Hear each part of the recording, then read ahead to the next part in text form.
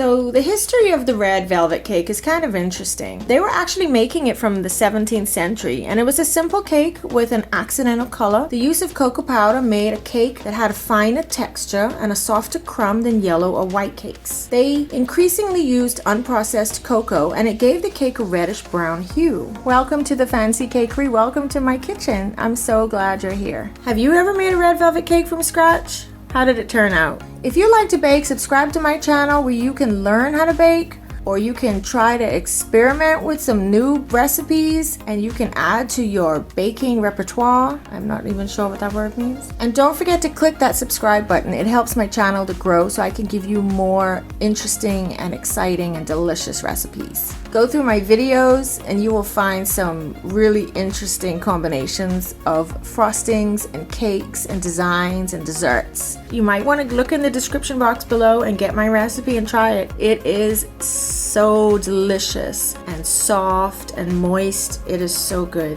It is so easy to make, and you can use any food coloring that you want. You can use the liquid, the cheap, the expensive. Gel food colorings though tend to deepen the color, and you kind of don't have to add so much liquid to your cake batter. So if I had a choice, I would always go with gel, but whatever you got, and you can make it more or less red as you want it. Some red velvets are really bright red, and some are more the deeper. So whichever's your preference, you just go ahead and keep adding that red until you get the color you like.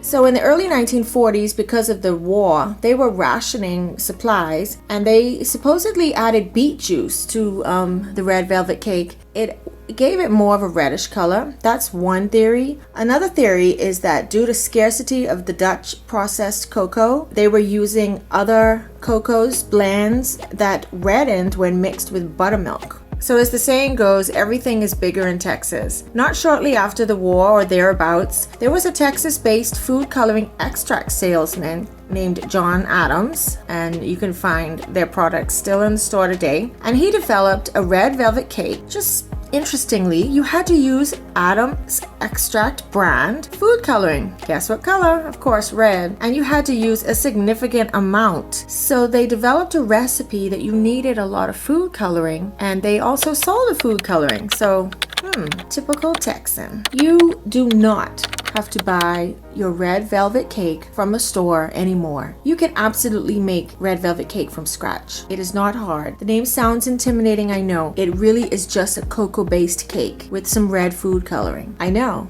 Who knew? And who doesn't love a delicious cream cheese frosting on their red velvet cake? And cream cheese frosting is so easy. It's cream cheese and it's butter and it's powdered sugar and it's fresh lemon juice, and you could throw in some lemon zest. What is easier than that? Although when I was looking up the history of the red velvet cake, they were using at the beginning, not until recently they started to use cream cheese frosting, they were using what they called an ermine icing. I've never heard of the word ermine icing. I know the icing that you make with flour, you kind of make a roux, boil the flour down and make a roux, and then you turn that into icing. Apparently it was either that's what they call ermine or it's similar. Have you ever made ermine icing?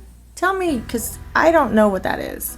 Cream cheese frosting is surely delicious, but not all cream cheese frostings hold up to decorations. It's just not thick enough and firm enough to make those rosettes and to keep the shape. So for this I used a Swiss meringue, and if you want to be challenged, watch my Swiss meringue video and learn how to make Swiss meringue. It's not hard, you just got to know what exactly you're looking for, and when you think it's failing, it's really not. So go ahead and watch this video.